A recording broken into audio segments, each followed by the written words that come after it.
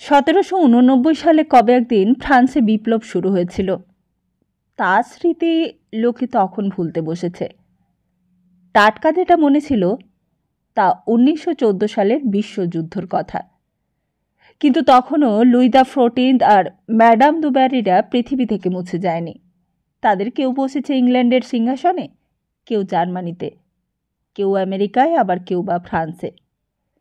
আর ঠিক সেই সময়ই এক নতুন প্রজাতির জন্ম হয়েছিল, মিস্টার ঘোষাল, যারা টাকার জন্য সব কিছু করতে পারে, যাদের কাছে মূল্যবোধের একমাত্র চাবিকাঠি টাকা দিয়ে মাপা। নমস্কার, আমরা শুনছি বিমল মিত্রের লেখা উপন্যাস কড়ি দিয়ে কিনলামের দ্বিতীয় খণ্ড। তাহলে আসুন শুনে নিই আজকের পর্বে কি আছে। শুরু করছি আজকের পর্ব। সেই দিন হঠাৎ মিস্টার ঘোষালের চেম্বার থেকে দমকা আওয়াজ বেরিয়ে এলো, গেট আউট, গেট আউট। হঠাৎই মিস্টার ঘোষালের মেজাজ আবার বিগড়ে গেছে। কয়েকজন বাইরের মার্চেন্ট ওয়াগন সম্বন্ধে কথা বলতে এসেছিল। এমন প্রতিদিন সবাই এসে থাকে, লেনদেনের কারবার আছে তাদের সকলের সঙ্গে। দ্বিজপদ তা জানে। রবিনসন সাহেবের পুরনো চাপরাশি দ্বিজপদ। এতদিন রবিনসন সাহেবের সঙ্গে কাজ করেছে, হাসি মুখেই কাজ করেছে। এখন এসেছে ঘোষাল সাহেব। বলে, শুয়োরের বাচ্চা। কেজি দাসবাবু বলে, অমন কথা বলো না দ্বিজপদ, কোন দিন তোমার চাকরি চলে যাবে। দ্বিজপদ বলে, চাকরি যাক গে বড়বাবু, এর চেয়ে ভিক্ষে করে খাওয়া অনেক ভালো। এই শুয়োরের বাচ্চার কাছে কাজ করার চেয়ে রাস্তায় ভিক্ষে করে খাওয়া অনেক ভালো। তার দ্বিজপদ চোখের সামনে ঘটনাগুলো ঘটে। বড় বড় গাড়ি এসে দাঁড়ায় গেটের বাইরে। মারোয়ারি, গুজরাটি, বাঙালি, ভাটিয়া, সিন্ধি, কেউই বাদ নেই। যুদ্ধ যত পায়ে পায়ে এগিয়ে চলে, তাদের ভিড়ও তত বাড়ে। এক একদিন গাড়ির ভিড়ে জমজমাট হয়ে যায় সামনেটা। প্রথমে পোল্যান্ড, তারপর বেলজিয়াম, হল্যান্ড, নরওয়ে আর ডেনমার্ক। জার্মান ব্লিৎসকৃকের পাল্লায় ফ্রান্সের সেডানে ভাঙন ধরল। ইংরেজরা পিছিয়ে এলো ডানকার্কে। ফ্রান্স পড়ে যাবার সঙ্গে সঙ্গে ইংল্যান্ডের বিপদ ঘনিয়ে একেবারে বুকের ওপর। লন্ডনের মাথার ওপর ব্লিৎসকৃকের চাপে 19,000 লোক মরে গেছে তখন, আর 27,000 লোক হাসপাতালে শুয়ে রয়েছে। কলকাতার মাঠে মাঠে, পাড়ায় পাড়ায় এআরপি শেল্টার তৈরি হয়েছে, স্প্লিট ট্রেন্চ তৈরি হয়েছে, লম্বা জিগজ্যাগ গর্ত। যদি বোমা পড়ে তখন তার ভেতর গিয়ে লুকোবে সবাই। সিভিক গার্ড, এআরপির দলে ভর্তি হচ্ছে পাড়ার বখাটে ছেলের দল। একদিন বেড়ি খেয়ে রাস্তাঘাটে আড্ডা দিয়ে বেড়াতো, এইবার একটা হিল্লে হয়ে গেল সবার। কলকাতা এখন সরগরম। দ্বিজপদ সঙ্গে সঙ্গে পেছন পেছন যায়, বলে, হুজুর সেলাম। ঘোষাল সাহেবের ঘর থেকে বেরোলেই তাদের মুখের হাবভাব দেখে দ্বিজপদ বুঝতে পারে একেবারে 70খানা ওয়াগন পেয়ে আহ্লাদে 8খানা হওয়ার চেহারা। বড় বড় পার্টি সব রেলওয়ের। বাইরের রাস্তায় দাঁড়ানো গাড়িগুলোর চেহারা দেখলেই বোঝা যায় কি দরের মাল সব। দ্বিজপদ সকলকেই চেনে। ঘোষাল সাহেব রবিনসন সাহেবের চেয়ারে বসবার পর থেকে তার অবস্থা ফিরে গেছে। বড় বড় ভাটিয়া পাটি মাথায় পাগড়ি পরে বাইরে গটগট করে হেঁটে নিজেদের গাড়িতে গিয়ে ওঠে। দ্বিজপদও পেছন পেছন যায়, বলে, হুজুর সেলাম। গাড়িতে উঠবার মুখে হঠাৎ নজরে পড়ে তাদের। এতক্ষণে তাদের খেয়াল হয়। পকেটে হাত ঢুকিয়ে একটা 10 টাকার নোট বাড়িয়ে দেয় দ্বিজপদর দিকে। দ্বিজপদ সেটা ঝপাত করে পকেটে পুরেই চারিদিকে একবার দেখে নেয়। তারপর সামনে মাথাটা ঝুঁকিয়ে বলে, সেলাম হুজুর সেলাম। কিন্তু দ্বিজপদ সেলাম নেবার দিকে তখন তাদের আর আগ্রহ নেই। নাকে ধোঁয়া উড়িয়ে তখন গাড়িটা উধাও হয়ে গেছে। আবার নিজের টুলে গিয়ে বসে দ্বিজপদ। আবার হা পিত্তেশ করে চেয়ে থাকে সদর গেটের দিকে। আবার কোনো পার্টি আসছে কিনা দেখে, আবার কোনো মকা আসছে কিনা ওত পেতে দেখতে থাকে। কিন্তু বেশিক্ষণ উৎপাততে হয় না। বাইরে একটা গাড়ি এসে আবার দাঁড়ায়। বিরাট ঝকঝকে তকতকে গাড়ি। ভারী ভারী চেহারার ৩-৪ জন মারোয়ারি নামে গাড়ি থেকে। চেহারা দেখেই বুঝতে পারে দ্বিজপদ। সেলাম হুজুর, সেলাম। সবাই ভেতরে ঢুকে যায় গটগট করে। দ্বিজপদ পকেটে হাত দিয়ে দেখে। টাকাগুলো অনুভব করে। এক একদিন ২০ টাকা, ২৫ টাকা, ৩০, ৪০ পর্যন্তও ওঠে। ঘোষাল সাহেবের চাপরাশির দাম ৫ টাকার নিচে কখনো নামেনি। ৫ টাকার নিচে নামলে আর মান মর্যাদা থাকে না দ্বিজপদর। দ্বিজপদ বলে, বাঙালি বাবুদেরই বড় হাত টান, কিছুতেই টাকা গলে না হাত দিয়ে। সেদিন সুইডিং ডোরটা খুলে বেরোতেই দ্বিজপদ আপাত মস্তক দেখে নিলে লোকটাকে। লোকটা প্যান্ট পরা লোক, গলায় নেকটাই, হাতে সিগারেটের টিন আর দেশলাই, চকচকে জুতো। লোকটা গটগট করতে করতে বাইরের গাড়িতে গিয়ে উঠল। দ্বিজপদ একেবারে গাড়ির জানালার কাছে মুখ নামিয়ে আবার বললে, সেলাম হুজুর, সেলাম। ভদ্রলোক যেন দেখেও দেখলে না। টিন থেকে একটা সিগারেট বার করে ধরিয়ে ধোঁয়া ছাড়লে। দ্বিজপদ আবার বললে, সেলাম হুজুর, সেলাম। এতক্ষণে যেন লোকটা দেখতে পেলে। পকেটে হাত দিয়ে অনেক কষ্টে খুঁজে পেতে একটা টাকা বার করে দ্বিজপদর দিকে বাড়িয়ে ধরলে। দ্বিজপদ নিলে টাকাটা, কিন্তু ঘেন্নাই যেন তার হাতটা সিটিয়ে এলো। একটা টাকা নিতেও ঘেন্না হলো তার। ১ টাকার ফতো বাবু আবার টিনে সিগারেট খায়। গাড়িটা তখন চলতে আরম্ভ করেছে। দ্বিজপদ টাকাটা হাতের মুঠোয় পাকিয়ে গুলি করে গাড়ির মধ্যেই ছুঁড়ে ফেলে দিলে। ঘোষাল সাহেবের চাপরাশি ১ টাকার অপমান যেন আর সহ্যই করতে পারলে না। আর তারপর থেকে দ্বিজপদ বলতো, দূর, বাঙালিরা আবার বাবু, ওদের আর সেলাম করব না, দূর দূর, শুধু হাত নষ্ট।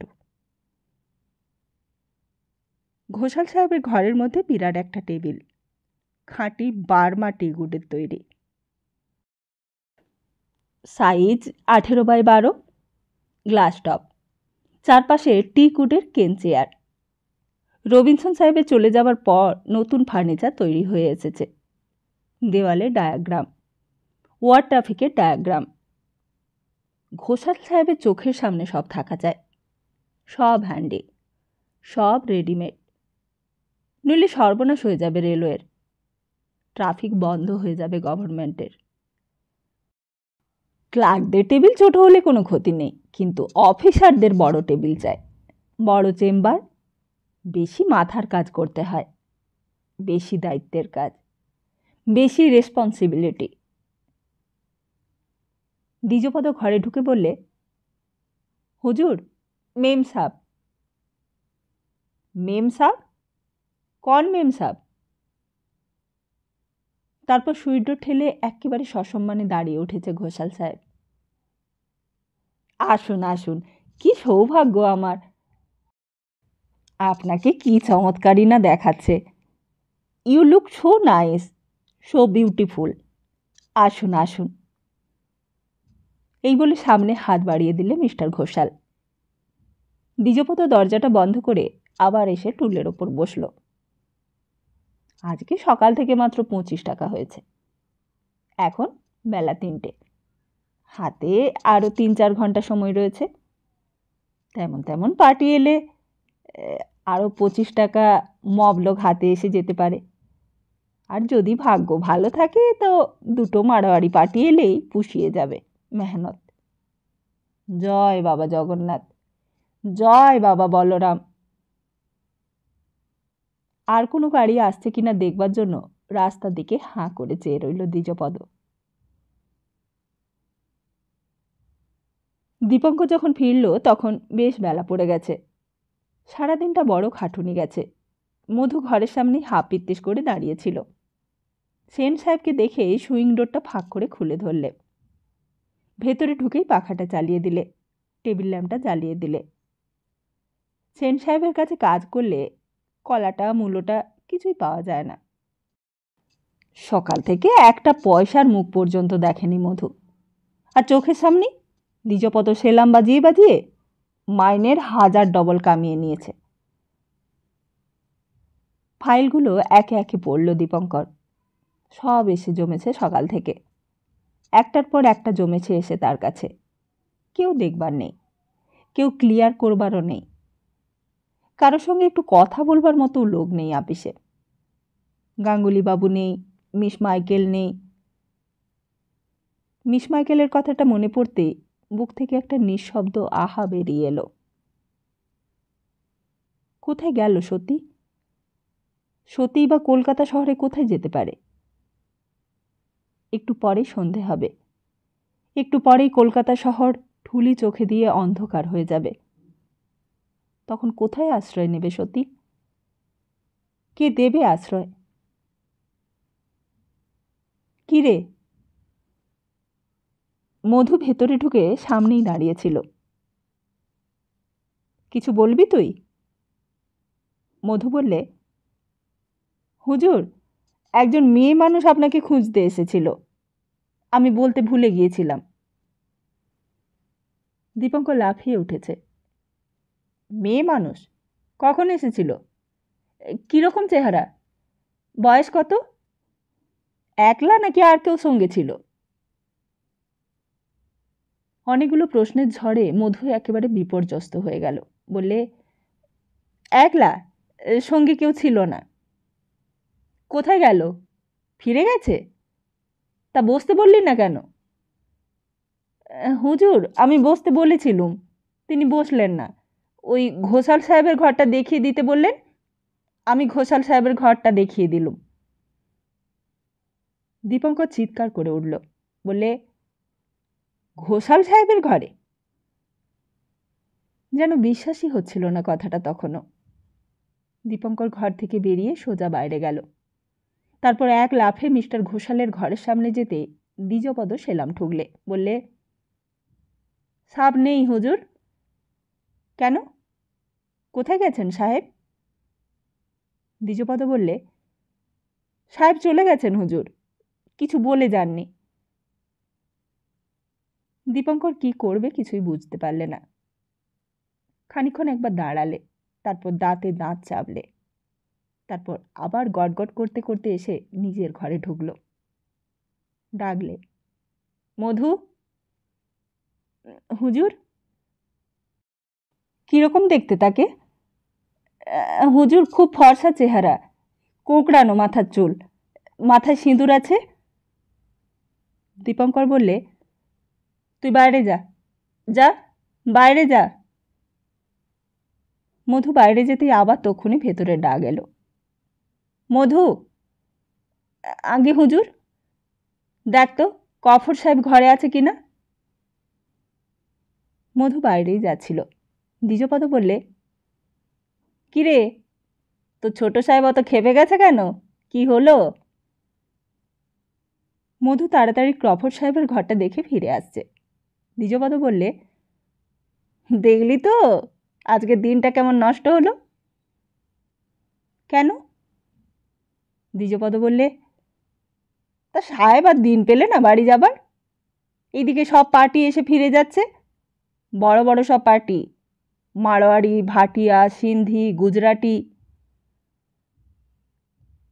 মধু ভেতরে ঢুকে খবর দিতেই দীপঙ্কর উঠল। বললে, আছে কফর সাহেব? সোজা কফর সাহেবের ঘরের দিকে যাচ্ছিল। হঠাৎই টেলিফোনটা বেজে উঠল। দীপঙ্কর রিসিভারটা তুলে বললে, ইয়েস, স্পিকিং। টেলিফোন এক্সচেঞ্জ থেকে বললে, স্যার, আধ ঘন্টা আগে আপনার বাড়ি থেকে টেলিফোন এসেছিল আপনাকে খবর দিতে। আমার বাড়ি থেকে? আমার বাড়িতে তোর টেলিফোন নেই। আপনার পাশের বাড়ি থেকে একটা মেসেজ দিতে বলেছে আপনাকে। আপনার মাদারের খুব সিরিয়াস অসুখ, আপনাকে এক্ষুনি বাড়ি যেতে বলেছেন। মার অসুখ? আমি তো 2 ঘন্টা আগেও বাড়িতে ছিলাম। কতক্ষণ আগে টেলিফোন করেছিল? এই প্রায় আধ ঘন্টা আগে। দীপঙ্কর রিসিভারটা রেখে দিলে। তার হাতটা যেন অবশ হয়ে গেল সঙ্গে সঙ্গে।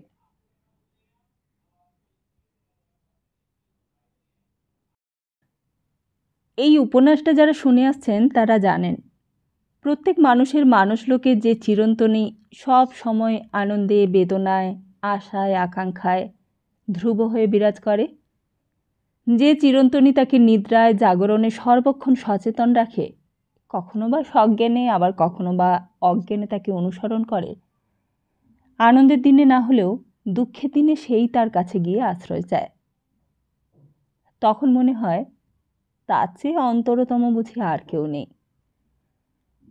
সেই চিরন্তনীকে বড় সহজ করে নিয়েছিল দীপঙ্কর। তাই বাইরের লোকের চোখে কখনো বা সে শিশু, কখনো সে ভীরু, কখনো সে সাহসী, কখনো কঠোর আবার কখনো স্বার্থপর। দীপঙ্করের কাছে সবটাই ছিল সহজ। আনন্দের সময়েও সে সহজ হতে পারত, দুঃখের সময়েও সহজ হতে পারত। সহজকে তাই সে অত সহজে হারিয়ে ফেলত কেবল তাকে খুঁজে বার করবে বলেই।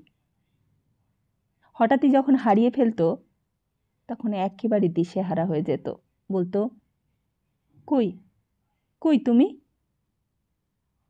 আবার তখনই নিজেই বলে উঠত, এই তো তুমি, এই তো এই তো রয়েছ, এই আমার মনের মনে, এই আমার বুকের বুকে। দিকবিদিক জ্ঞানহারা হয়ে সারা পৃথিবী ঘুরে এসে একেবারে নিজের ভেতরেই পাওয়া যেত তাকে। সহজ আবার সহজ হয়ে আসত। দীপঙ্কর আবার সেই পুরনো দীপঙ্কর হয়ে উঠত। এই যেমন মায়ের মৃত্যু। আরও একদিনের কথা মনে পড়ে। খবরের কাগজে যেই বক্তৃতা ছাপা হয়েছিল সেই দিন, তা পড়েও সবাই উত্তেজিত হয়ে উঠেছিল। সবাই বলেছিল, ঠিক কথাই বলেছে হিটলার, খুব ঠিক কথা। পড়েছেন মশাই হিটলারের লেকচার? এইবার জ্বালিয়ে পুড়িয়ে দেবে সবাইকে, ইংরেজ বাছাধনদের আর মাথা তুলতে হবে না। পাড়ায় পাড়ায় সিভিক গার্ড আর এআরপি এদের কোনো কাজ নেই। খাকি ইউনিফর্ম পরে বিড়ি খায়, সিগারেট খায়, ইংরেজদের টাকায় খায়, আবার ইংরেজদের গালাগালিও দেয়। সেই দিন খবরের কাগজ খুলে সবাই 3 কাপ করে গরম চা খেয়ে ফেললে। এত গরম বক্তৃতা এর আগে আর বেরোয়নি কখনো খবরের কাগজে। গরম দিয়ে গরম ভাঙল। হিটলার বলেছে, আসলে এটি দুটি জগতের মধ্যে একটি সংগ্রাম। 46 মিলিয়ন ইংরেজ গোটা বিশ্বে 40,000 বর্গ কিলোমিটার এলাকা শাসন করে। 85 মিলিয়ন জার্মান মাত্র 6,000 বর্গ কিলোমিটার জীবিকা স্থানের মালিক। তবে এই পৃথিবীর সর্বশক্তিমান ঈশ্বর দ্বারা বঞ্চিত হয়নি। আমি সারা জীবনই ছিলাম একজন বঞ্চিত। এইবার আমি আবার লড়াইয়ে নেমেছি, বঞ্চিতদের প্রতিনিধি হিসেবে। এই লোকেরা অস্ত্রশিল্প থেকে 116% পর্যন্ত মুনাফা অর্জন করার সুযোগ পায়। তারা বলে, যদি এই জার্মান পদ্ধতি বিজয়ী হয় তবে এইসব বন্ধ হয়ে যাবে। তারা ঠিকই বলেছে। আমি মনে করি 6% মুনাফাই যথেষ্ট। দুটি জগৎ এখন সংঘর্ষে লিপ্ত, দুটি জীবন দর্শনের মধ্যে দ্বন্দ্ব চলছে। তারা বলে, আমাদের স্বর্মমান বজায় রাখতে সাহায্য করা উচিত। অবশ্যই, কারণ তাদের কাছে সোনা আছে, আমাদের নেই। আবার আরেক দিনের কথা। দীপঙ্করের আপিসের সামনেই প্রতিদিন ঘটনা ঘটত। সে বোধহয় 1940 সালের কথা। ডালহৌসি স্কোয়ারের মোড়ে রাস্তার উপর অন্ধকূপ হত্যার স্তম্ভটাকে দিনের পর দিন সবাই দেখে আসছে। নবাব সিরাজউদ্দৌলার মিথ্যে কলঙ্ক চিরস্থায়ী করবার জন্য ব্রিটিশ গভর্নমেন্টের নিজেদের কলঙ্ককে পাথর চাপা দিয়ে মনুমেন্ট গড়েছে। এই পাড়ায় রাইটার্স বিল্ডিংয়ে, রেলওয়ের আপিসে, মার্চেন্ট ফার্মে যারা প্রতিদিন ট্রামে বাসে চড়ে আপিসে এসেছে গেছে, তারাও কেউ মাথা ঘামায়নি ওটা নিয়ে। লোকে বলতো ওটা হলো হলওয়েল মনুমেন্ট, ওইখানেই নাকি অন্ধকূপ হত্যা হয়েছিল। তা সত্যি মিথ্যে ভগবানই জানে। কিন্তু টনক নড়ল প্রথম সুভাষ বোসের। সুভাষ বোস বললে, এইখানে এটা রাখা চলবে না। আপিসের জানালা দিয়ে উঁকি মেরে সবাই দেখত। দলে দলে ভলেন্টিয়ার আসছে, হাতুড়ি নিয়ে আর স্তম্ভটার গায়ে ঘা দেবার চেষ্টা করছে। পুলিশের দল লাঠি নিয়ে তাড়া করত। তারপর পুলিশের ভ্যানে তুলে নিয়ে সবাইকে জেলে পড়ত। এমনটাই রোজ হতো। সে এক কাণ্ড চলল কয়দিন ধরে। কোত্থেকে যে পিলপিল করে এত ভলেন্টিয়ার আসে কে জানে, আর তারা যে কে তা কেউই জানত না। সারা শহরে সিভিক গার্ড হয়েছে, এআরপি হয়েছে, তারাও লুকিয়ে লুকিয়ে নাম ভারিয়ে দলে জুড়ত। বলতো, শালা ইংরেজদের টাকা নিয়ে ইংরেজদেরই সর্বনাশ করব। সমস্ত আপিস পাড়ায় তখন ওই এক আলোচনা, ওই এক কথা। দীপঙ্করেরও কানে গিয়েছিল, কিন্তু কোনোদিনই বাইরের রাস্তায় এসে দৃশ্যটা দেখেনি সে।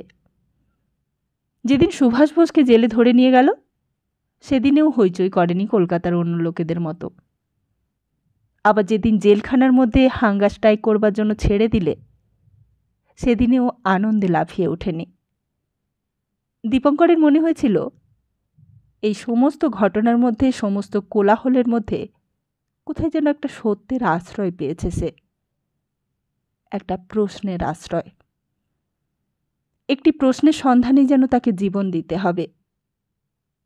কিন্তু কি সেই প্রশ্ন, কি বা সেই উত্তর, তাও সে জানত না।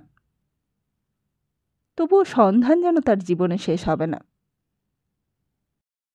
মনে আছে আশুতোষ কলেজের প্রফেসর অমলবাবু তাকে সেই কথাই বলেছিলেন।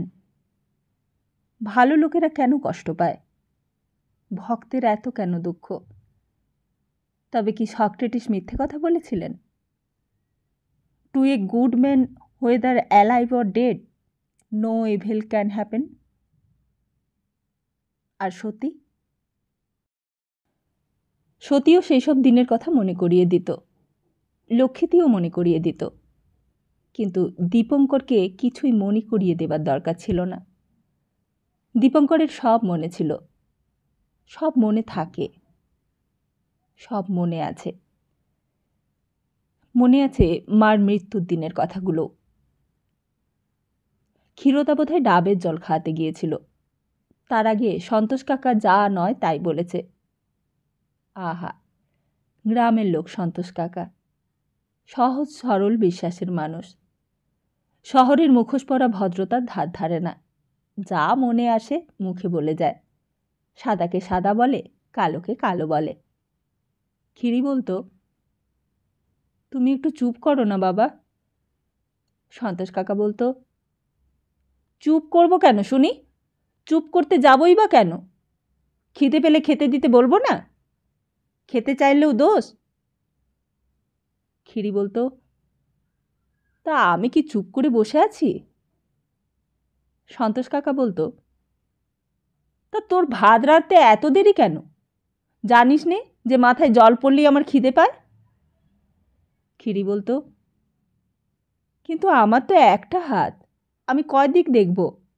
সকাল থেকে জ্যাঠাইমাকে ওষুধ দিয়েছি, পথ্যি দিয়েছি, তারপর আপিসের ভাত দিয়েছি, আর এরপর তুমিও যদি আবার বিরক্ত করো তাহলে কি করি এখন বলো?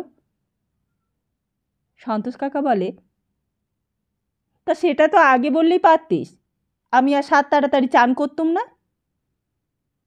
ক্ষীরি বলে, তা একটু বসো না, আমি ভাতটা চড়াচ্ছি, আলো চালের ভাত, এক্ষুনি হয়ে যাবে। কেন? আলো চাল কেন? আলো চাল আমি খাই?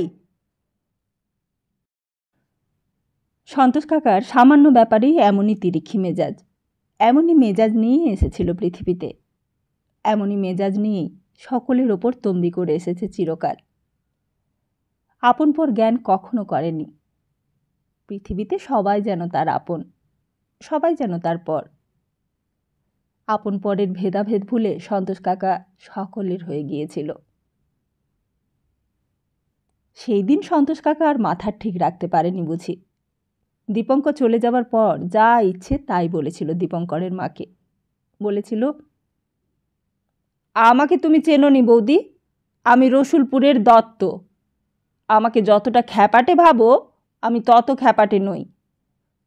আমি বোকা হলে কি হবে, আমি সব বুঝতে পারি। একটু থেমে আবার বলতে লাগলো, তুমি ভেবেছ তুমি ছেলের বিয়ে দিয়ে মোটা টাকা পাবে, তাই আর উচ্চবাচ্য করছো না। কিন্তু জানো, আমি মামলা করে খেসারত আদায় করতে পারি, আমার মেয়ের খোরপোশ আদায় করতে পারি। বলতে বলতে সন্তোষ কাকা সপ্তমে গোলা চড়িয়ে দিলে। বললে, কথা বলছো না কেন শুনি? কেন কথা বলছো না? জবাব দাও। তবুও বৌদি জবাব দেয় না। যেমন চুপ করে শুয়েছিল তেমনি চুপ করে শুয়ে রইল।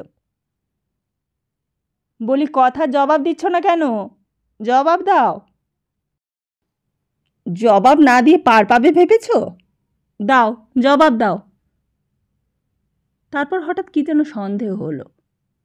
ভালো করে মুখ নিচু করে দেখলে খিরি এসেছিল বাবাকে ভাত খেতে ডাকতে। সন্তোষ কাকা বললে, ওরে ও খিরি, বৌদি যে কথা বলছে না রে। কি হলো বল দেখি, মরে গেল নাকি? তারপর মুখটা আরও নিচু করলে, আরও নিচু। তারপর গায়ে হাত দিতেই একেবারে শিউরে উঠল। ততক্ষণে খিরি হাউমাউ করে কেঁদে উঠেছে। সন্তোষ কাকার কান্না যেন খিরির কান্নাকেও ছাপিয়ে গেল। পুরুষ মানুষ যে অমন করে কাঁদতে পারে এর আগে তা কেউ জানতেও না। সন্তোষ কাকার কান্না এই পাড়া থেকে ওই পাড়া পর্যন্ত সমস্ত সচকিত করে দিলে। তখন বিকেলবেলা, আপিসের পুরুষ মানুষেরা তখন কেউই বাড়ি আসেনি। বাড়ির মেয়েরাও কেউ তখন ঘুমিয়ে উঠেছে, কেউ কাঁথা সেলাই করছে, কেউ বা শুয়ে শুয়ে বই পড়ছে। বলতে গেলে কলকাতার শহরতলিতে তখন অলস অপরাহ্ন। সেই সময় একজন পুরুষ মানুষের কাঠফাটা কান্নার শব্দে সমস্ত অঞ্চলটা একেবারে সরগরম হয়ে উঠল। কাশি বারান্দায় শুয়ে শুয়ে গড়াচ্ছিল। কান্নাটা তার কানে যেতেই সে ওপরে গিয়ে কাণ্ড দেখে অবাক। সন্তোষ কাকা কাশিকে দেখে আরও হাউমাউ করে উঠল। বললে, ওরে, আমিই বৌদিকে মেরে ফেললাম রে। ওরে ও কাশি, আমারই মতিচ্ছন্ন হয়েছিল রে। কাশি আর দাঁড়ালো না, পাশের বাড়িতে গিয়ে বাড়িওয়ালাকে বললে, আমার বাবুর আপিসে একবার টেলিফোন করে দিন না। মা, মানে আমার মা আর নেই। এই বলেই আবার দৌড়ে নিজের বাড়িতে চলে এসেছিল। এই হলো সেই দিনকার ইতিহাস। কিন্তু আশ্চর্য, মায়ের মৃত্যুটা যতখানি অসহ্য হবে বলে মনে করেছিল দীপঙ্কর, ততখানি তো হলো না। বলতে গেলে সন্তোষ কাকার তুলনায় কিছুই হলো না। একটা মানুষ এই পৃথিবীতে তাকে এনেছিল, তাকে লালন পালন করেছিল, তার ভালো মন্দের ভাবনা ভেবেছিল, তার সুখ দুঃখের সঙ্গে নিজের সুখ দুঃখ জড়িয়ে নিয়েছিল। আর শুধু তাই নয়, তার জন্মের পর থেকে যে তার অস্তিত্বের সঙ্গে নিবিড় হয়ে বিরাজ করেছিল, সে আর রইল না। সে আগুনে ধোঁয়ায় একাকার হয়ে মিলিয়ে গেল। অথচ কোনো বিপর্যয় ঘটল না দীপঙ্করের জীবনে। এর চেয়ে বিস্ময়কর ঘটনা দীপঙ্করের জীবনে যেন আর কখনো ঘটেনি। জীবন দিয়ে যাকে জানি, মৃত্যু দিয়েও সে তাকে জানা উচিত। এই সত্যটাই যেন সেই দিন দীপঙ্করের মনে বদ্ধমূল হয়ে গেল। অঘোরদাদুর মৃত্যু সে দেখেছে, কিরণের বাবার মৃত্যুও দেখেছে, বিন্তিদির মৃত্যু, মিস মাইকেলের মৃত্যু, কিন্তু কোনো মৃত্যুই দীপঙ্করকে উপলব্ধির এত গভীরে পৌঁছে দেয়নি। এই উপলব্ধির গিরিচূড়ায় উঠে বিস্ময়ে, বিহ্বলতায়, বিমূঢ়তায় দীপঙ্কর তার নিজের শোককেও ভুলে গেল। এই মৃত্যুর মধ্য দিয়ে এই দীপঙ্কর যেন সেই দিন নিজের স্বরূপকে স্পষ্ট করে বুঝতে পেরেছিল। দীপঙ্কর যে এই জগতের সব কিছু থেকে বিচ্ছিন্ন, সমস্ত কিছু থেকে বিভিন্ন, তার নিজেরও যে একটা স্বকীয় অস্তিত্ব আছে, মৃত্যুর মধ্য দিয়ে যেন মা তাকে এই শিক্ষাটাই দিয়ে গিয়েছিল সেই দিন। বেশি চিৎকার করেছিল সন্তোষ কাকা। স্টেশন রোড থেকে শ্মশান পর্যন্ত সন্তোষ কাকার গলায় সেদিন সকলকে ছাপিয়ে উঁচুতে উঠেছিল। একবার চিৎকার করে বল হরি বলছিল, আর সকলে সমবেত স্বরে বলেছিল, হরি বল। খবর পেয়ে ছিটে ফোটারাও এসেছিল। একদিন কিরণের বাবার মৃত্যুর সময় যখন কেউ এসে সাহায্য করবার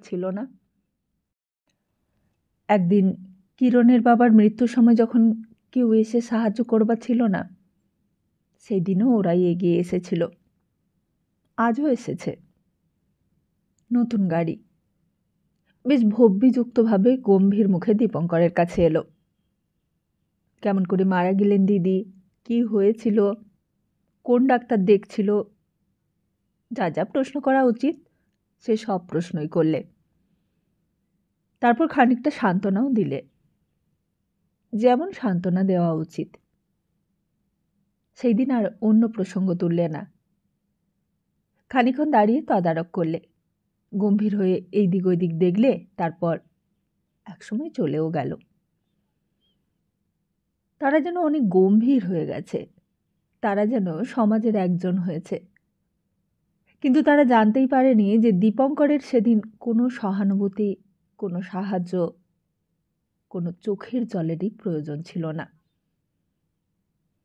আশ্চর্য, মায়ের মৃত্যু যে সে এমন করে সহ্য করতে পারবে তা কি সে নিজেও আগে জানত? নির্জন ঘরের দরজাহাটা নিরিবিলিতে দীপঙ্কর সেই কয়দিন যেন আপন সত্তার বড় মুখোমুখি হয়ে পড়েছিল। মনে হয়েছিল এতদিনে জীবনে কি তার হয়েছে আর কি তার হয়নি, কি পেয়েছে আর কি বা সে পায়নি। আর পাওয়ার কথার সঙ্গে সঙ্গেই মনে হয়েছিল কি চেয়েছিল সে, কোন চাওয়াকে চরম চাওয়া বলে ভেবেছিল সে। বাবু, যখন একেবারে নিঃসঙ্গ, একেবারে নিরাসক্ত হয়ে দীপঙ্কর নিজেকে নিয়ে উন্মত্ত হয়ে ওঠে, ঠিক তখনই কাশির কথা মনে পড়ে।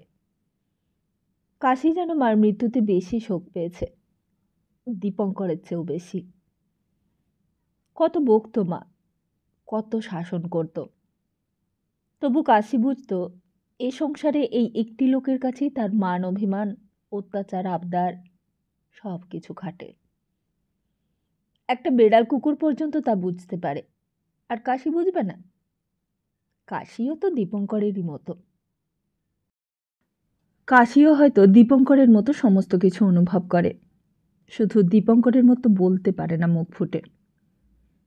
এই সংসারে চেয়ে নিতে না জানলে কিছুই যে পাওয়া যায় না, কাশি বোধহয় তা বোঝে না। খাওয়া হয়েছে তোর কাশি? কাশি বলে, হ্যাঁ। পেট ভরেছে তো? কি খেলি? কাশির পেট ভরেছে, কি কি খেয়েছে তারও তালিকা দেয়। দীপঙ্কর বলে, পেট না ভরলে দিদিমণিকে বলবি, বুঝলি? এখন তো আর মা নেই, আর পেট না ভরলে আমাকেও বলতে পারিস। কাশি বললে, 4 আনা পয়সা দেবেন বাবু? পয়সা কি করবি? আর কোনো কথা বলে না, আর কোনো উত্তরই নেই মুখে, একেবারে মুখ বন্ধ। তা পয়সা কি করবি বল না, কিছু খাবি, খিদে পেয়েছে? কাশি বললে, না। তবে? কাশি বললে, সন্তোষ কাকা চেয়েছে। এতক্ষণ সন্তোষ কাকা কোথায় ছিল কে জানে, হয়তো লুকিয়ে লুকিয়ে সব শুনছিল। একেবারে ঘরের মধ্যে ঢুকে কাশিকে এই মারে তো সেই মারে, বলে, আমি চেয়েছি পয়সা? পয়সা আমি চেয়েছি? মিছে কথা বলবার আর জায়গা পাওনি তুমি? এই বলে কাশিকে প্রায় মারবার জোগাড়। দীপঙ্কর থামিয়ে দিলে, বললে, আপনার পয়সার দরকার থাকলে আমার কাছেই তো চাইতে পারতেন, আর চাইবারই বা দরকার কি? আমার পয়সা কুড়ি কোথায় থাকে তা তো জানেনি, যা দরকার তা নিয়ে নিলেই পারেন। সন্তোষ কাকা তখনও হইচই করছে, বললে, কথা তো তা নয়, তোমার পয়সা আর আমার পয়সা কি আলাদা? কিন্তু একটা মিথ্যে কথা বলবে কেন? কে ও? যাক যাক, ওকে আর বকবেন না আপনি। আপনার যা দরকার হয় আপনি আমার কাছে বলবেন, আমি দিয়ে দেব। সন্তোষ কাকা বললে, না বাবাজি, তবে হয়েছে কি শোনো। দীপঙ্কর বললে, সে যাক কাকাবাবু, আর বলতে হবে না, আমি বুঝেছি। সন্তোষ কাকা বললে, তুমি ছাই বুঝেছ, বুঝলে? বুঝলে আমার আর এই নরক যন্ত্রণা। আমি মেয়ের বিয়ে না নিয়ে পাগল হয়ে আছি। আমার মাথা ঠিক নেই, বুঝলে বাবাজি? আমার মাথা ঠিক নেই। পাড়া সব লোক জিজ্ঞেস করে, কই এবার তো আপনার বৌদি মারা গেল, তাই এইবার বিয়ে হচ্ছে কবে আপনার মেয়ের? তা আমি আর কি বলবো বলো? আমার কি বলবার মুখ আছে? বৌদি থাকলে তবু জোর করতে পারতুম। এখন তুমি কি আর আমার কথা শুনবে? তুমি বড় মাইনে চাকরি করো, তুমি আমার খিড়িকে বিয়ে করবে কেন? এখন আমাদের যাবার বন্দোবস্ত করে দাও, আমরা সে রসুলপুরেই চলে যাই। আজকাল সন্তোষ কাকার এই এক বুলি হয়েছে। বলে, তুমি খিড়িকে বিয়েও করবে না, আবার রসুলপুরেও যেতে দেবে না। এ তো মহাজালা হলো দেখছি। রাস্তার চেনা লোকের সঙ্গে কথা হলেই বলে, চললুম বুঝলেন বাড়ুজে মশাই, এইবার চললুম কলকাতা ছেড়ে। আপনাদের কলকাতা শহর খুব দেখা হলো, যথেষ্ট শিক্ষে হয়েছে আমার। হয়রানি যা হলো তার কহতব্য নয়। তারা বলে, সে কি মেয়ের বিয়ে দেবেন না? মেয়ের বিয়ে দিতেই তো এসেছিলেন এইখানে। সন্তোষ কাকা বলে, না মশাই, কলকাতার লোকেদের আমার খুব চেনা হয়ে গেছে। কলকাতা শহরে আমার মেয়ের বিয়ে দেব না। গরিবের মেয়ে বলে কি ফেল না নাকি? কেন, কি হলো আবার? মেয়ে পছন্দ হলো না? সন্তোষ কাকা রেগে যায়, বলে, মেয়ে পছন্দ হলো না মানে? জামাই জামাই জামাই পছন্দ হলো না মশাই। এদিকে আমিও বিয়ে দেব না, আর ওদিকে ছেলেও ধরে বসে আছে এই মেয়েকে বিয়ে করবে। আমি বলেছি ছেলের শ্বশুর শাশুড়ি নেই, এইখানে বিয়ে দেব না আমার মেয়ের। এখন এই দোটানার মধ্যে পড়ে মুশকিল হয়েছে যত আমারই। তা শেষকালে অবস্থা আরও চরমে উঠল। সন্তোষ কাকাকে দেখলে রাস্তার ছেলেরা খ্যাপাতে শুরু করত। বলে, এই বুড়ো, পান্তুয়া খাবি? তা প্রথম প্রথম গা করতো না সন্তোষ কাকা, বলতো, দে না, দে, কটা পান্তুয়া দেবি, দে, খাচ্ছি। ছেলেরা দূর থেকে সেই কথার উত্তর না দিয়ে শুধু বলতো, এই বুড়ো, পান্তুয়া খাবি? শেষের দিকে তেড়ে তেড়ে যেত সন্তোষ কাকা, আর ছেলেগুলো সন্তোষ কাকা তাড়া খেয়ে পাঁয় পাঁয় শব্দে দৌড়ে পালাতো। সন্তোষ কাকা দূর থেকে সেই দিকে চেয়ে চেয়ে বলতো, আমাকে পাগল পেয়েছিস নাকি? পাগল আমি? আমার সঙ্গে ইয়ার্কি? বাপের সঙ্গে ইয়ার্কি দিতে পারিস না? যত সব পাগলের ডিম কোথাকার।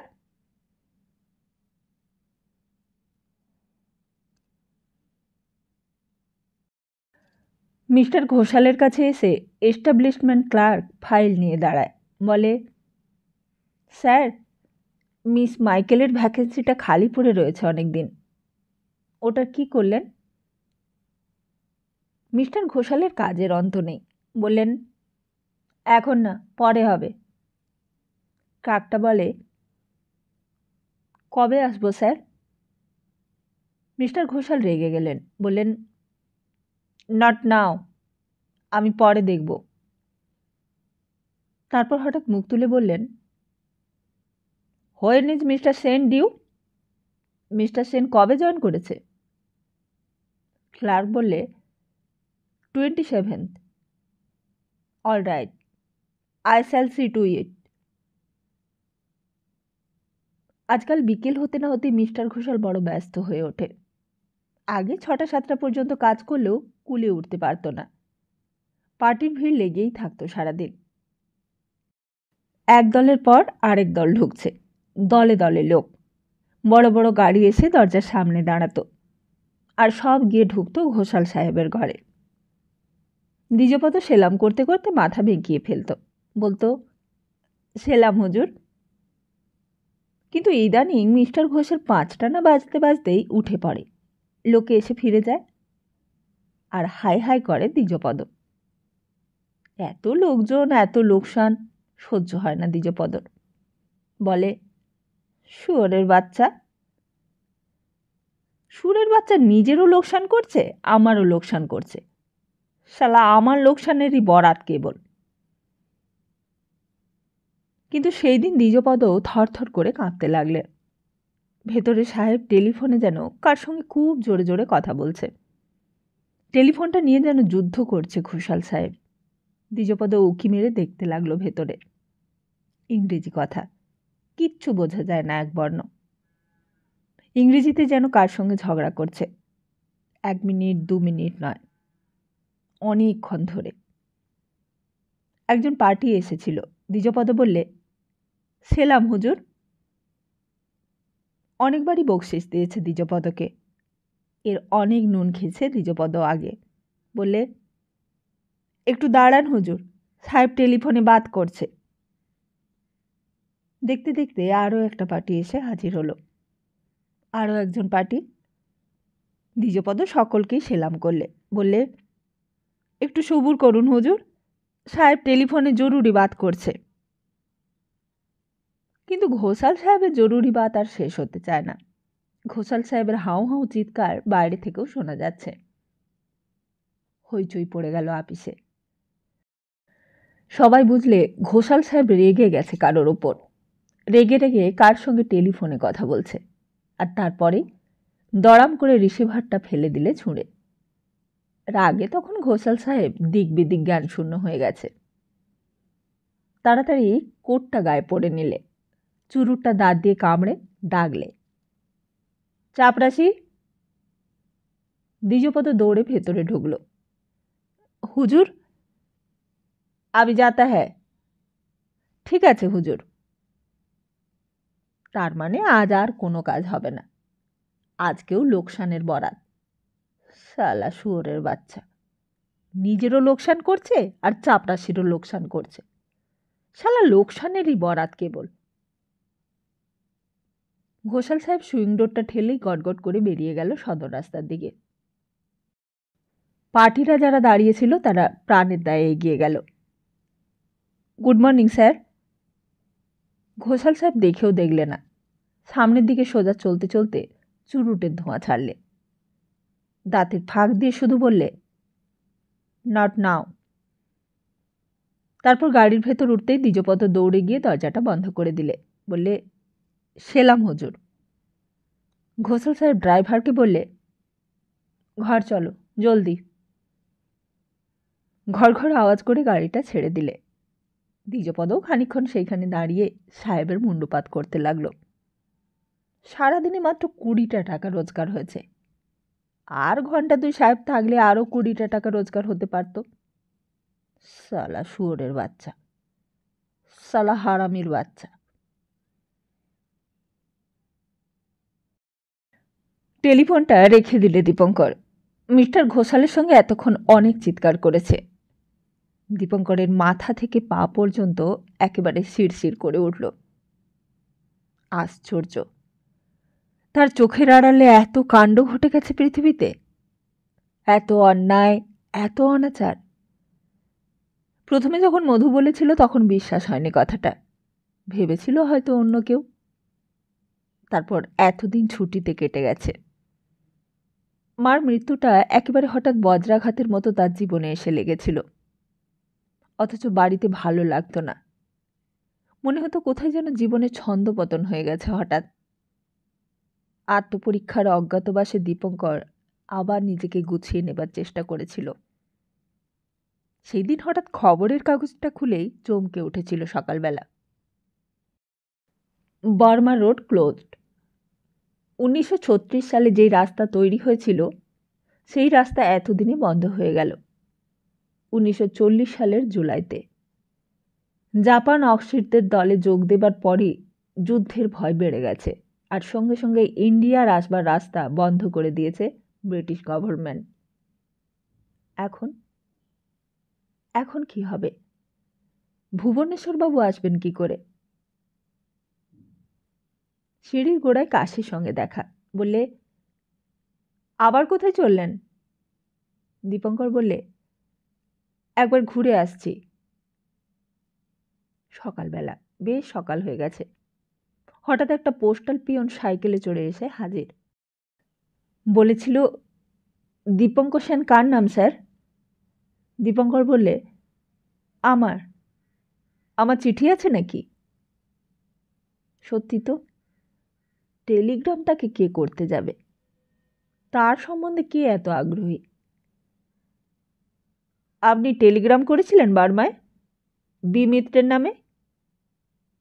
হ্যাঁ, কিন্তু সে তো অনেক দিন আগে। সেই টেলিগ্রাম ফিরে এসেছে, এই নিন। কেন? পিয়ন বললে, এই খামটাতে একটা সই করে দিন। দীপঙ্কর সই করে দিলে। তারপর ভালো করে পড়ে দেখলে টেলিগ্রামখানা। লেখা রয়েছে, অ্যাড্রেস ইজ নট ট্রেসেবল। ঠিকানায় লোক পাওয়া গেল না। আশ্চর্য তো, অত বড় বিরাট টিম্বার মার্চেন্ট, তার ঠিকানা খুঁজে পাওয়া যাবে না? যুদ্ধ বেঁধেছে বলে কি সব ওলট পালট হয়ে যাবে? সই নিয়ে পিয়নটা চলে গেল। পিয়নটা যাবার সময় বলে গেল, হয়তো ভুল ঠিকানা, ভালো করে দেখুন। দীপঙ্কর টেলিগ্রামটা হাতে নিয়ে দাঁড়িয়ে রইল খানিকক্ষণ। ভুল ঠিকানা কেন হবে? লক্ষ্মীদি যেমন লিখে দিয়েছিল সেই ঠিকানাতেই তো টেলিগ্রাম করা হয়েছিল। না, কোনো ভুল নেই। দীপঙ্কর আবার ওপরে নিজের ঘরে উঠে এলো। বাক্সর মধ্যে কাগজপত্র ছিল অনেক। খুঁজে খুঁজে কাগজখানা বার করলে। পেন্সিলে লেখা সতীর বাবার ঠিকানা। কোনো ভুল নেই। হয়তো ভালো করে খোঁজেইনি পোস্ট অফিসের লোক, কিংবা হয়তো যুদ্ধের সময় পোস্ট অফিস বদলে গেছে, থানা বদলে গেছে। লক্ষ্মীদির দেওয়া ঠিকানা তো। লক্ষ্মীদি তো কত দিন আগে বর্মা ছেড়ে চলে এসেছে। এখনকার বর্মার অবস্থা তো সে জানেই না। আর তাছাড়াও কলকাতাতেও তো কত সব বদলে গেছে। ময়দানে মিলিটারি ক্যাম্প হয়েছে, মাঠের ওপর সার সার মিলিটারি লরি, বেটে বেটে জিপ সাজানো থাকে। সারা কলকাতার চেহারাই বদলে গেছে। লেকের দিকে গেলেও আর চেনা যায় না। ছাউনি পড়েছে ফাঁকা জায়গাগুলোতে। ছেলেদের খেলবার মাঠের ওপর স্লিট ট্রেঞ্চ খুঁড়েছে, আর গ্রামের ভেতরে কোথায় কি হয়েছে কে জানে। লোকে বলে, এক আরামে রক্ষে নেই, সুগ্রীব দোষর। এইবার মুসলিনী নামল, লড়াইটা জমবে। নরওয়ের রাজা দল বল মন্ত্রী পাত্রমিত্র কোটাল নিয়ে এসে ইংল্যান্ডে উঠেছে। হিটলারের সেপাইরা প্যারিস নিয়ে নিয়েছে, রাশিয়া লিথুনিয়া নিয়ে নিয়েছে। একে একে সব যাবে, সব যাবে, কেউ রাখতে পারবে না।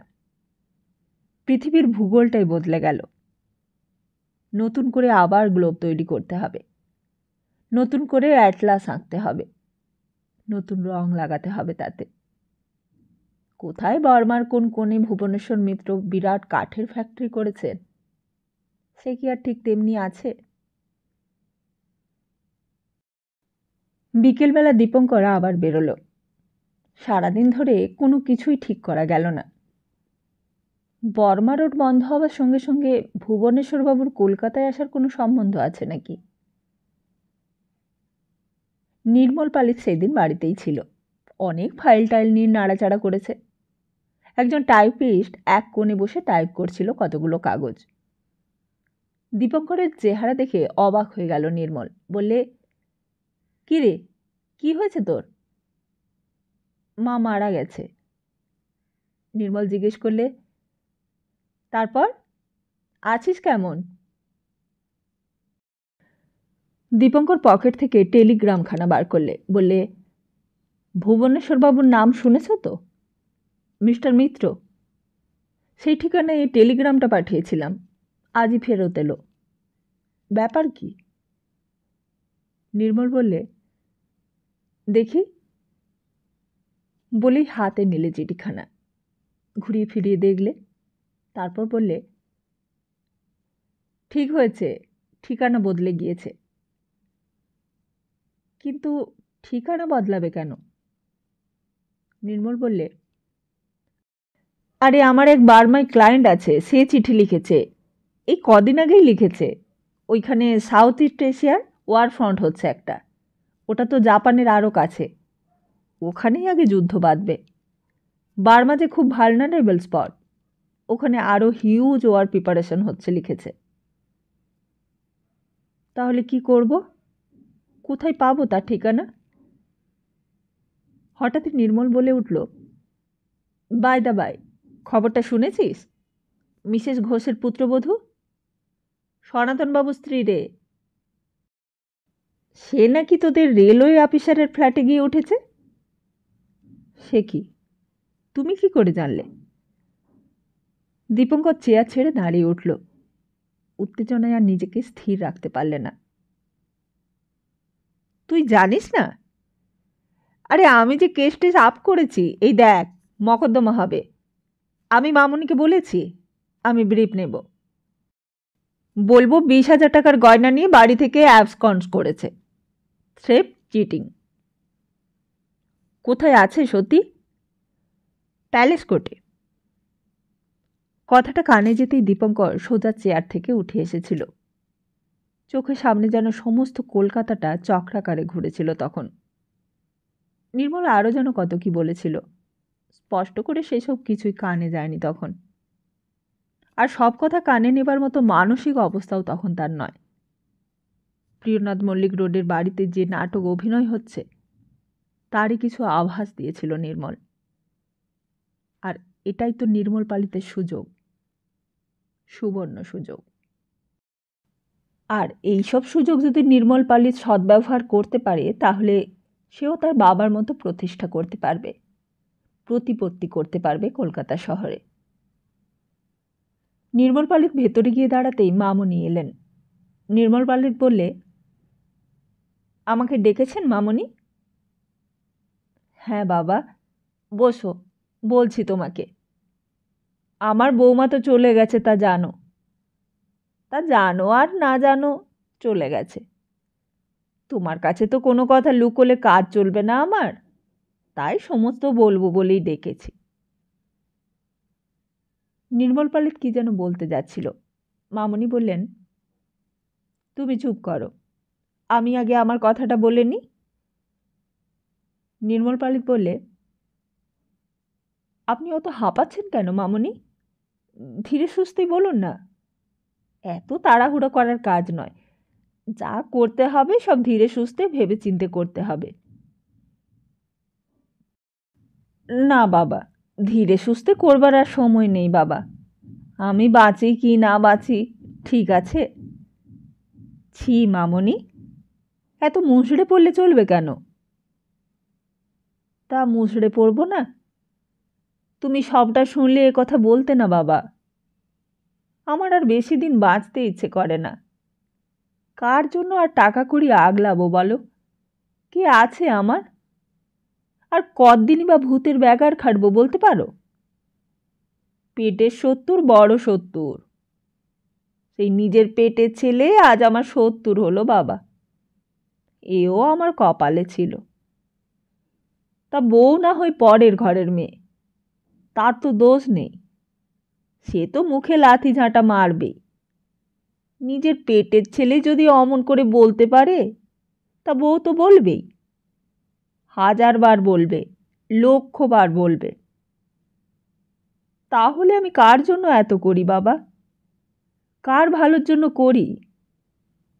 আমার কি কম জ্বালা? তা সত্যি, ঘোষবাড়ির বিধবা গৃহিণীর অনেক জ্বালা, বাইরে থেকে কেউ বুঝতে পারে না। কিন্তু ভেতরের খবর কজন রাখে? কজন বাড়ির ভেতরে ঢুকতে পায়? ঝি চাকর পর্যন্ত আমায় মুখ নাড়া দেয় বাবা। আমি নাকি বউ খাটকি, আমি নাকি বউ খাকি শাশুড়ি। ছি ছি মামুনি, এমন কথাও লোকে বলে? আপনার মতো শাশুড়ি কটা পাওয়া যায় মামুনি? আর কেউ না চিনুক, আমি তো চিনি আপনাকে। আপনার মতো গিন্নি পেলে কলকাতার সব সংসার সোনা হয়ে যেত মামুনি, সোনা হয়ে যেত। তাহলে আর হাইকোর্টে এত মামলা মকদ্দমাও হতো না, আর আমাদের প্রফেশনেও এত আনডিজায়ারেবল লোককেও আসতে হতো না। তারপর কাজের কথায় আসে নির্মল। বলে, তা আমাকে কি করতে হবে বলুন? মামলা? আপনার জন্য আমি সব রকম ঝামেলা নিতে পারি মামুনি। শুধু মামলা নয় বাবা, আরও কাজ আছে। একটা উইল করতে হবে। নির্মল পালিত এতদিন এই সুযোগের আশাতেই ছিল। বলে, উইল করতে বলেন তো করতে পারি, কিন্তু কার নামে করবেন উইল? আপনার ছেলের নামে করবেন? মামনি মুখ বাঁকালেন, বললেন, রক্ষে করো বাবা। নিজের ছেলে শেষকালে আমায় লাথি মারবে, সেটা আমার সহ্য হবে না। তার চেয়ে আমি ভাগাড়ে মরে থাকবো, তাও অনেক ভালো। খুব শিক্ষে হয়েছে আমার বাবা। তাহলে এক কাজ করুন না। কি কাজ বাবা?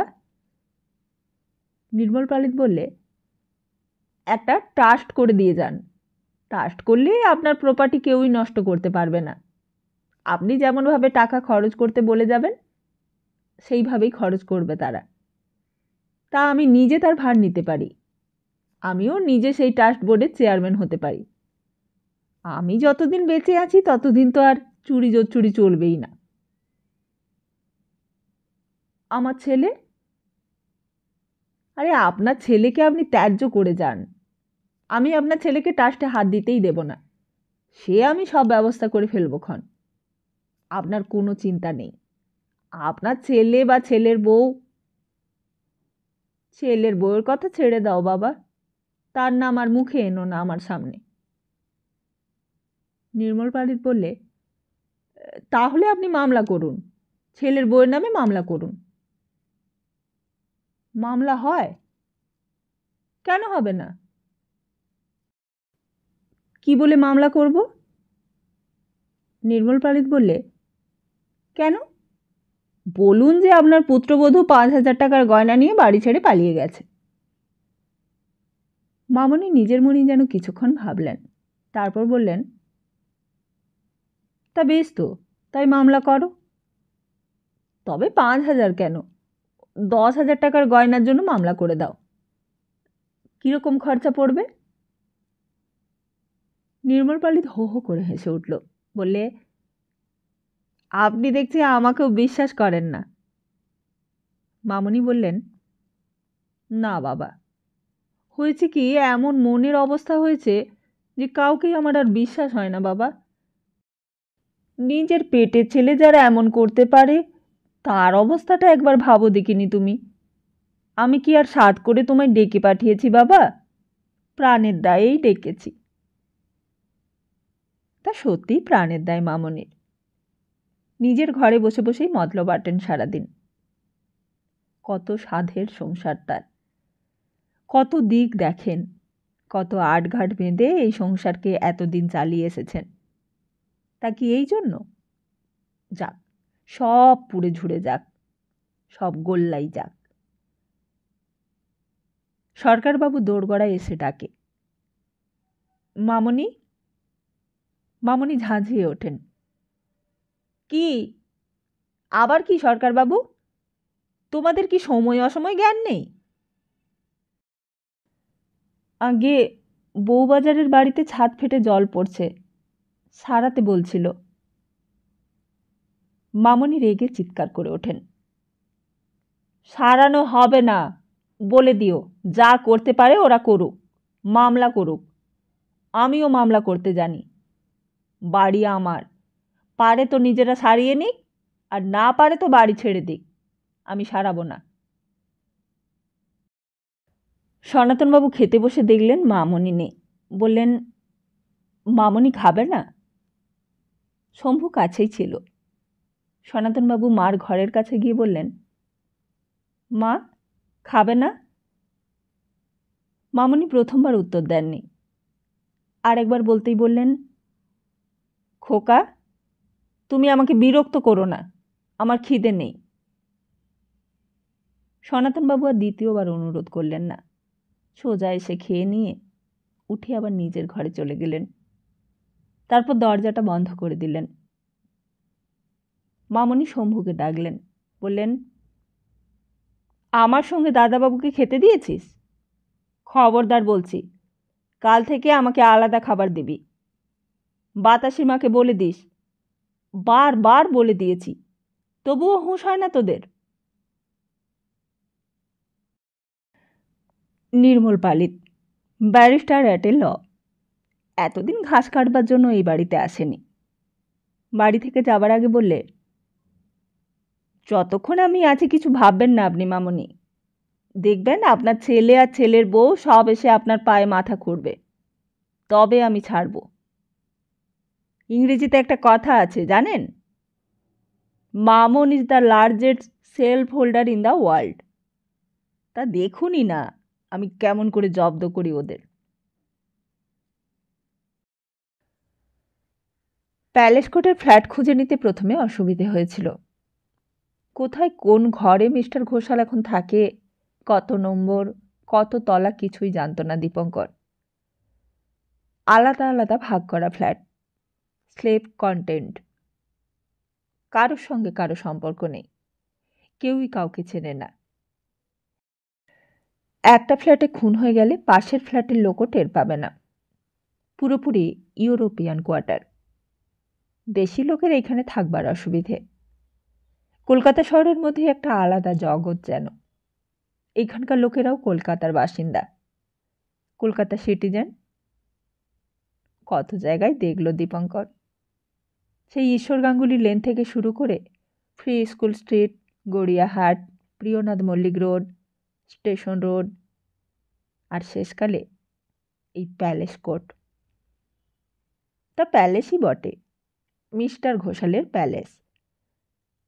আশ্চর্য, এইখানে এসে উঠেছে শেষকালে, এইখানে এনে তুলেছে। স্ক্রাউন্ডেল কোথাকার। দরজাটা খুলতেই চমকে উঠেছে সত্যি। মুখ দিয়ে তার কোনো কথা বেরোলো না খানিকক্ষণ। তুমি? দীপঙ্কর ভেতরে ঢুকবে কিনা বুঝতে পারলে না। দুজনেই দুজনের দিকে খানিকক্ষণ চেয়ে রইল এক দৃষ্টে। তারপর মাথা নিচু করলে সত্যি। দীপঙ্করও কিছু কথাই বলতে পারলে না। বেদনায়, ঘৃণায়, লজ্জায় যেন নীল হয়ে উঠেছে দীপঙ্কর। এত সাহস মিস্টার ঘোষালের, এত বড় স্ক্রাউন্ডেল। দীপঙ্কর বললে, তুমি শেষ পর্যন্ত এইখানে এসে উঠলে? সত্যি কোনো কথাই বললে না, তেমনি চুপচাপ মুখোমুখি দাঁড়িয়ে রইল।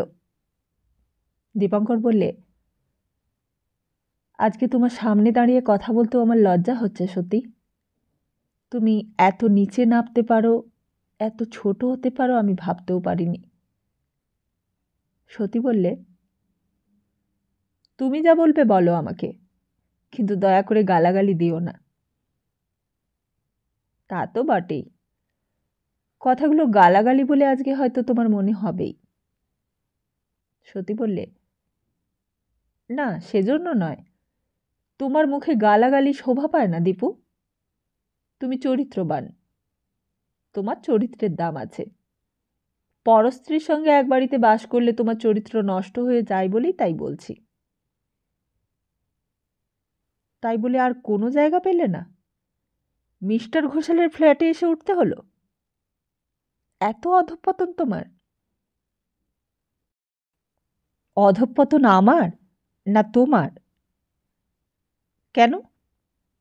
সতী বললে, হ্যাঁ, যেদিন তোমাদের কথায় তোমাদের বাড়ির চাকর, ঝি, দারোয়ান সকলের চোখের সামনে অপমানের বোঝা মাথায় নিয়ে মুখ বুজে ঘন্টার পর ঘন্টা দাঁড়িয়েছিলাম, সেদিন তো তুমি এগিয়ে আসোনি আমাকে বাঁচাতে। সেদিন আমার অধঃপতন দেখে তোমাদের বুক তো জ্বলে পুড়ে ছারখার হয়নি? সেদিন তো আমার সেই অধঃপতন দেখে তোমরা সেখান থেকে পালিয়ে গিয়ে বেঁচেছিলে। পালাওনি? চুপ করে রইলে কেন? জবাব দাও। কথাগুলো বলেই সত্যি সেইখানে দাঁড়িয়ে হাঁপাতে লাগলো। তারপর একটু থেমে আবার বললে, আর আজকে এসেছো তুমি তোমার সহানুভূতি দেখাতে?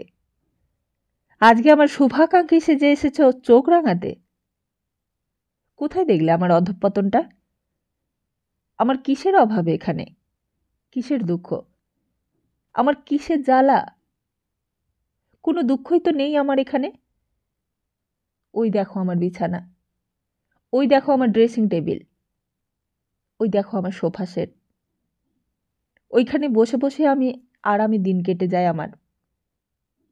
এখানে কারোর কাছে জবাবদিহি করতে হয় না আমাকে। রাত্রে আমার এখানে ঘুমের ব্যাঘাত করবারও কেউ নেই। জানো, আমি এখানে পরম নিশ্চিন্তে আছি, সুখে আছি, শান্তিতে আছি। দীপঙ্কর তখনও চুপ করে দাঁড়িয়ে আছে। সত্যি আবার বলতে লাগলো, আর এটা না করে যদি প্রিয়নাথ মল্লিক রোডে শ্বশুরবাড়ির সামনে ঘর ভাড়া নিয়ে মজলিস জমাতুম, সেটাই কি ভালো হতো? তাতেই কি তোমাদের সম্মান বাঁচত? অথচ আমার কাছে তো সেই জন্য তোমাদের কৃতজ্ঞ থাকা উচিত। সেদিনের সেই ঘটনার পর তাই করলেই আমার চরম প্রতিশোধ নেওয়া হতো। আমাকেই তো তোমাদের ধন্যবাদ দেওয়া উচিত। তোমাদের ভালোবাসার মর্যাদা আমি রেখেছি। আর শুধু তোমার কেন, আমার শাশুড়ি, আমার স্বামী দেবতা, তাদেরও তো কৃতজ্ঞ থাকা উচিত আমার উপর। দীপঙ্কর নিরুত্তর হয়ে চেয়ে রয়েছে তখনও। সত্যি আবার বলতে লাগলো, তুমি বলবে এটা অবৈধ, এটা ইলিসিট। বলতে তো তোমাদের ট্যাক্স লাগে না, বলতে তো তোমাদের পয়সা খরচ নেই। কিন্তু আমি যে এতদিন অকারণে এত অত্যাচার সহ্য করে এলুম, অকারণে এত টাকা ট্যাক্স দিয়ে এলুম, কই তার জন্য তো সমাজ আমাকে এক পয়সাও রিবেট দিলে না। তারপর কি হঠাৎ হলো, সত্যি হাসলো, যেন এতক্ষণ কিছুই হয়নি। একেবারে মুখের ভাব বদলে গেছে এক নিমেষে। হঠাৎই দীপঙ্করের হাতটা ধরে ফেললে, বললে, যাগে ছাড়ো এসব বাজে কথা। এতদিন পর তোমার সঙ্গে দেখা, আর আমি তোমাকে কড়া কড়া কথা শোনাচ্ছি কে বলি। এসো এসো, বসো,